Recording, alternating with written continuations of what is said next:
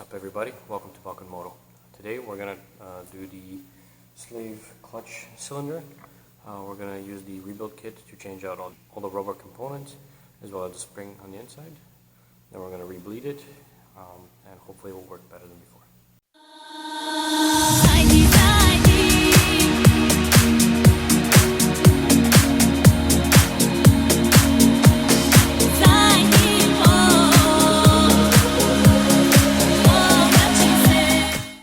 So what we're doing today is I'm going to clip the clutch fluid line right here, just so I don't have to rebleed the whole part of the top.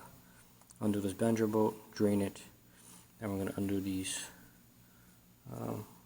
3 bolts, 4 bolts, whatever they are. Take this entire assembly out, and then we're going to replace the inner components with whatever's in this kit. So the spring and these new rubber gaskets. So first things first, let's undo this and clip that hose and start taking things off. Okay, so I clipped the fluid line. So if we try to squeeze the clutch, you can't really squeeze it, the pressure can't go through. I also undid the bleeding nozzle just to get some of that built up pressure in there out. And I'm going to undo the banjo bolt next, drain as much as I could. I have a tray under the bike and a bit of towels here because this will leak. And then once that's drained a little bit, I'm going to undo the 3 8mm bolts that are holding it. So there's one here, and there's another one right here.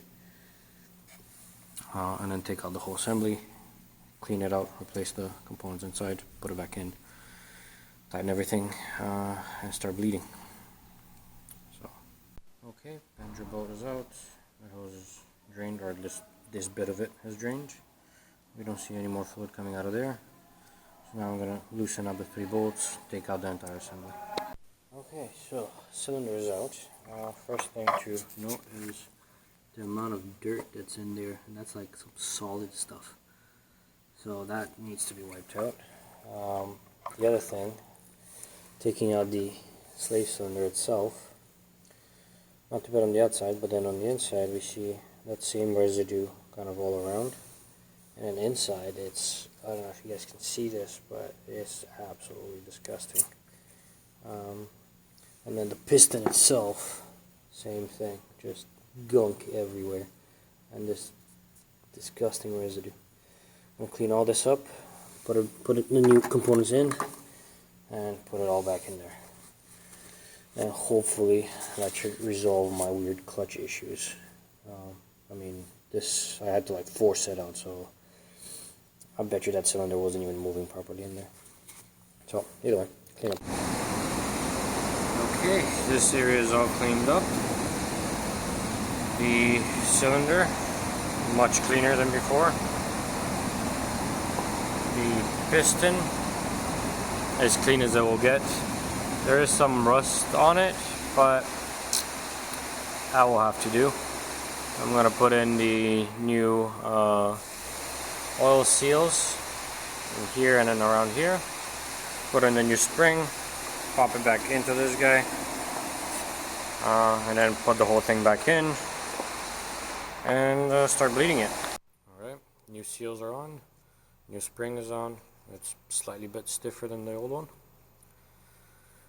Now to just put it back in the main cover of the cylinder body and put back everything on there. Okay, everything's back on. Now to just bleed it and we should be good with the clutch rebuild. Alright, everything's back in order. The clutch definitely sounds a lot better. I mean, like before you couldn't barely hear it engage. Now you can kind of listen for it.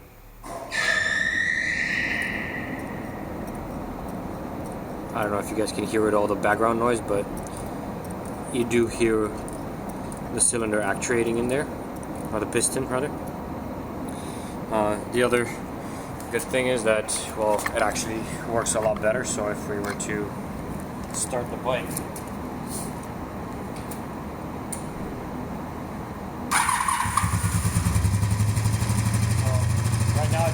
right now it's in neutral, but if I were to put it in first, that's it running in first. If I were to squeeze the clutch and squeeze the brake, the bike won't stall, so that means the clutch works.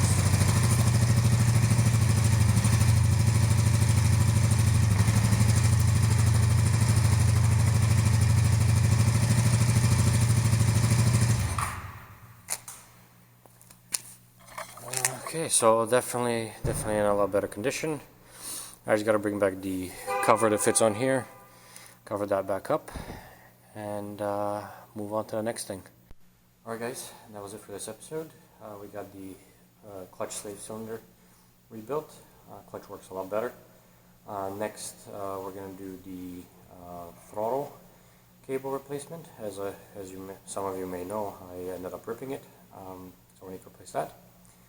I still need to do the coolant overflow tank, the speedo, and the license plate holder. At that point, the bike should be ready for safety and ready for next season. So stay tuned. Make sure to subscribe, click the little bell for notifications when new videos become available, and I'll see you soon. Thanks for watching.